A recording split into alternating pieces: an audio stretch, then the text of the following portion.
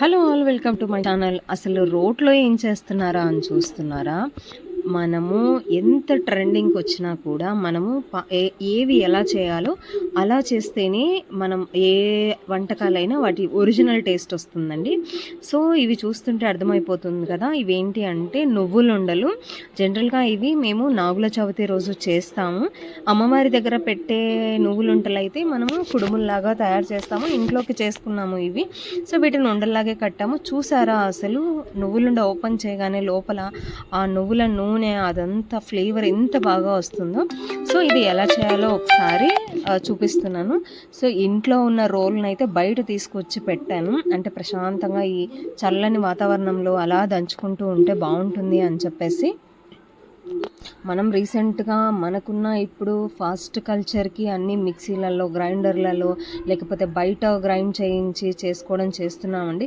But ఏదైనా కూడా దాన్ని ఒరిజినల్ పద్ధతిలో దాన్ని ఎలా చేస్తే దాని టేస్ట్ వస్తుంది అనేది మనకు తెలుసు. సో అలా చేసుకుంటేనే ఆ కమ్మదనము, ఆ టేస్ట్ అనేది వస్తుంది. సో ఆబ్వియస్లీ మనమైతే దంచడం చాలా కష్టం. సో నేను అమ్మని అడిగాను. సో అమ్మ సరే దంచిస్తాను అని చెప్పింది. సో అందుకని చెప్పేసి ఆ రోలును కూడా బయట పెట్టించాను. ఫస్ట్ రోట్లో అయితే నువ్వులేసి, ఎప్పుడైనా సరే రోకలి వడి అనేది కొంచెం స్ట్రాంగ్గా, గట్టిగా, పొడవుగా, పెద్దదిగా ఉండాలి. సో అప్పుడే మనం వేసే పోటు, ఆ రోకలి పోటు అనేది గట్టిగా పడి ఏదైనా సరే తొందరగా మెదుగుతుంది. అసలు ఎప్పుడండి ఇలా మనం దంచుకునేది? ఏదైనా సరే పెద్దవాళ్ళ ఉన్నప్పుడే, పెద్దవాళ్ళతోనే అది ఇదవుతుంది ఆబ్వియస్లీ. బట్ నేను కూడా ట్రై చేస్తాను. బట్ మనం ఉంటున్న ప్రజెంట్ రెంట్ హౌసెస్ ఎవరైతే ఉంటారో వాళ్ళకి ఆబ్వియస్లీ ఖచ్చితంగా ఈ రోకలి వెళ్ళతో దంచుతామంటే వాళ్ళు మనల్ని దంచుతారు, ఓనర్లు.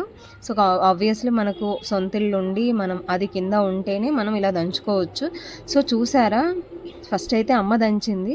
సో నేను సరే పైన నుంచి కొన్ని పోట్లు వేస్తాను, ఇంకా బాగా మెదుగుతుంది, ఆ నువ్వుల్లో నుంచి నువ్వుల పిండి బయటకు వస్తుంది అని చెప్పేసి నేను పైన నుంచి పోట్లు వేస్తున్నాను. సో నువ్వులు మనకి బాగా మెదగాలి. నువ్వులు బాగా మెదిగిన తర్వాత బెల్లం వేయాలి.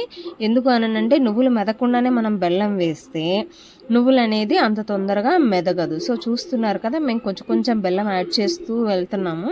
బట్ దంచేటప్పుడు మాత్రం చాలా జాగ్రత్తగా దంచండి. ఎక్కడా కూడా అది తోస్తూ ఉంటారు లోపలికి. బయట ఏదైతే మనం దంచినప్పుడు ఎక్స్ట్రా పడుతూ ఉంటుందో అది కింద నుంచి తోస్తూ ఉంటారు.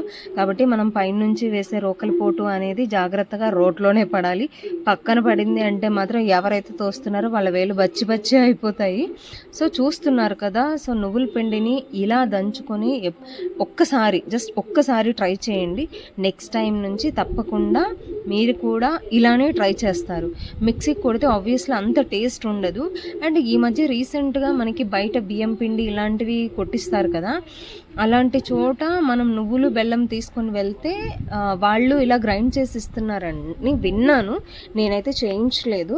సో అలాంటి ఫెసిలిటీ ఏదైనా ఉన్నా కూడా మీరు కూడా అది కూడా కొంచెం ట్రై చేయొచ్చు. ఎందుకంటే అది కూడా రాళ్ల మధ్యలో నలిగి వస్తుంది కాబట్టి నువ్వులు కొంచెం టేస్ట్ ఉంటుంది.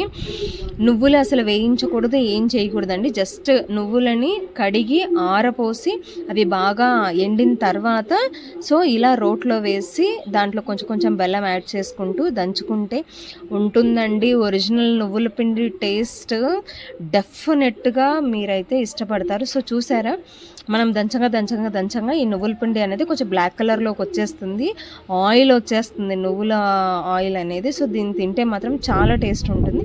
డెఫినెట్గా మీరు ఈసారి ట్రై చేయండి. సో ఫైనల్గా మేము రోట్లో దంచుకున్న నువ్వుల పిండి అనేది రెడీ అయిపోయింది. మన అందరికీ తెలుసు నువ్వులు తినడం వల్ల బాడీకి ఎంత ఐరన్ వస్తుంది అనేది, హెయిర్కి కానీ మనకి బాడీకి కానీ ఇది దీనివల్ల చాలా యూజెస్ ఉంటాయి. సో మీరు కూడా ఒకసారి ఇలా దంచి ట్రై చేయండి, ఎలా ఉందో కామెంట్ చేయండి.